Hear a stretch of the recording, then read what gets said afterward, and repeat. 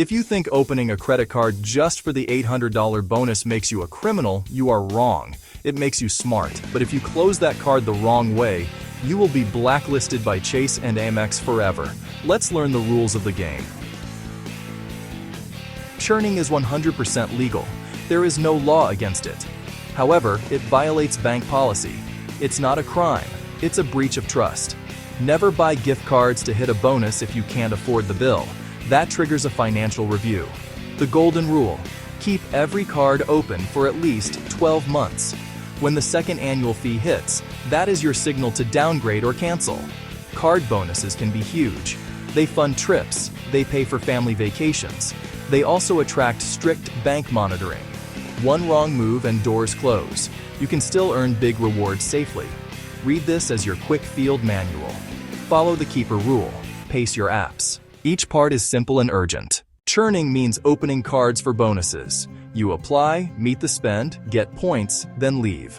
People churn to rack up miles and cash back. It's a legal practice in most places. No statute says you cannot do it. Still, banks track behavior closely. Banks set product rules. These are contract terms and internal policies. Breaking those can get you cut off from offers. They can close accounts or deny new approvals. Think of law as green light and bank rules as red light. You can be legal and still banned. Issuers use account history to decide future approvals. They care about profit and risk management. Appear low risk and profitable to reduce flags. When a bank investigates, they can ask for proof: receipts, invoices, bank statements. This is a financial review. Cooperate fully and answer honestly. Provide documents quickly. Contracts include re-qualification rules. Some block bonuses if you had a product before, others limit how often. No rules like once per lifetime, 48 months. Reading the fine print saves wasted apps and risk. First red flag: manufactured spending. Buying gift cards. Using reload services. Banks spot repeat patterns fast and view this as fake spend to chase bonuses. Immediate scrutiny follows. Most safe earners skip MS entirely. Make real purchases to hit spend. Second red flag: instant close after bonus. Open a card. Claim the bonus. Cancel after months. That screams bonus hunting to issuers. They prefer long, stable behavior. A quick close signals abuse. Don't make this mistake. Keep the card at least a year. The keeper method fixes this. Third red flag: cycling and odd flows. Shifting balances unnerves banks. Huge spikes, then silence. Regular small charges look much better. Keep recurring charges. Show monthly habit, not one-time splurges. This reduces the chance of financial review. Longer accounts beat short, intense ones. Fourth red flag: too many apps too fast. Issuers track new accounts. Seeing 5 or more in 24 months raises flags. Chase's 524 rule is the poster child. Other banks watch application velocity too. Space out your applications to avoid denials. Next, the keeper rule in detail. You are not a criminal for earning bonuses. You are a customer in a bank's game. Play smart, be patient, be steady. Open a card and meet the spending requirement, then keep the card open for at least 12 months. Let the first annual fee post if there is one. This shows the bank you are a steady customer. Do not cancel before the annual fee posts. It looks like pure bonus hunting. Waiting 12 months changes your risk profile. Issuers see a year as normal. It covers a full cycle, recurring use across many months, smoothing patterns, avoiding quick open-close smell. At year 2, you decide to keep, downgrade, or cancel. If you downgrade, move to a no-fee product when possible. If you cancel, do so after the fee posts. This sequence reduces ban risk significantly. Say you open a card on March 1st. Meet $4,000 spend by June 1st. Keep it active with small monthly charges. On your next February 15th, you see the annual fee post. Call in March to move to a no-fee version or cancel. You have now shown a year of normal activity. Banks treat you less like a short-term bonus hunter. This keeper rule is not magic, but it aligns with issuer risk models in many cases. It will not guarantee approvals every time, but it lowers blacklist odds. Combine it with slow application pacing. Keep records of open dates, spend, fees. We upload new money hacks every Thursday. Subscribe so you don't miss the next travel loop and credit strategy. Chase 524. App Pace. Chase 524 means 5 or more new cards within 24 months. If you hit 524, Chase usually denies new cards. Not a written law. A practical rule. Chase counts consumer cards. Chase counts small business cards. The count includes most major banks' new accounts. Plan applications to avoid reaching 5 in 2 years. Space apps across months and across issuers. Good pacing example. 1 card every 90 days per bank. If you must chase a specific Chase product, guard your count. Apply for Chase before you cross the 5-card threshold. At 4 recently opened cards, pause other apps. Don't let non-Chase approvals push you past 5. A little patience preserves Chase access long-term.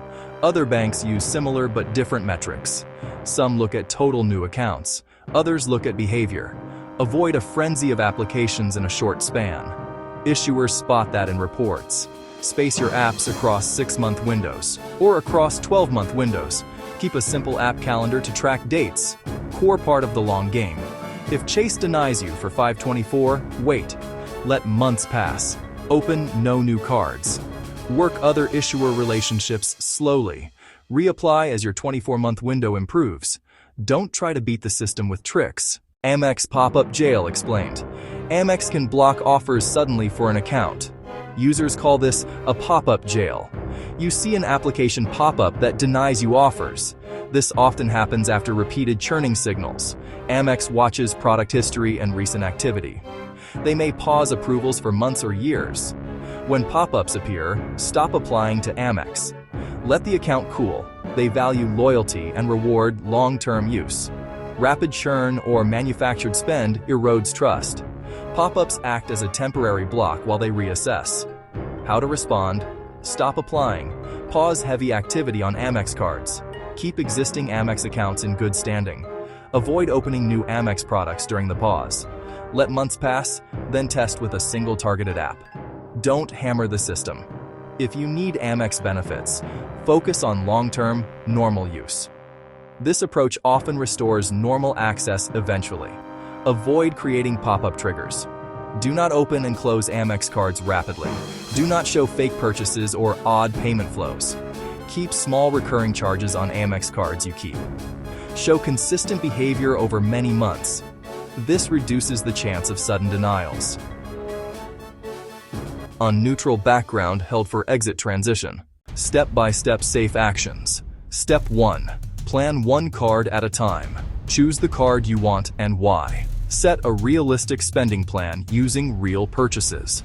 Do not mix in manufactured tricks. Step 2. Meet the spend with normal expenses, bills and groceries first. Keep receipts and note payment dates. Document real activity. Step 3. Keep the card for 12 months. Put small recurring charges on it. Make it look like part of your wallet, not a stunt. Let the first annual fee post if applicable. Step 4. Pace future applications. Track how many cards you opened in the last 24 months, spaced by 90 days or more per bank. Watch 524 and issuer limits. Avoid bulk applications across many banks at once. This keeps approval odds higher long-term. Step 5. If reviewed, cooperate fully. Provide requested documents quickly and honestly. Explain large purchases with receipts and context. Polite transparency helps preserve accounts. If the outcome is negative, learn and slow down. Rebuild by showing steady, long-term behavior. Centered with neutral background. On-screen text lockup. Play the long game. Open smart. Keep cards at least 12 months. Avoid manufactured spend. Avoid rapid opens and odd flows. Pace apps. Dodge 524. Watch similar issuer metrics. If caught in a review, cooperate and stay honest. Be a profitable customer, not an abusive one. Use cards for real bills and small recurring charges. Track dates, fees, applications. This content is for educational purposes only. It is not financial advice. Make decisions based on your own situation and research.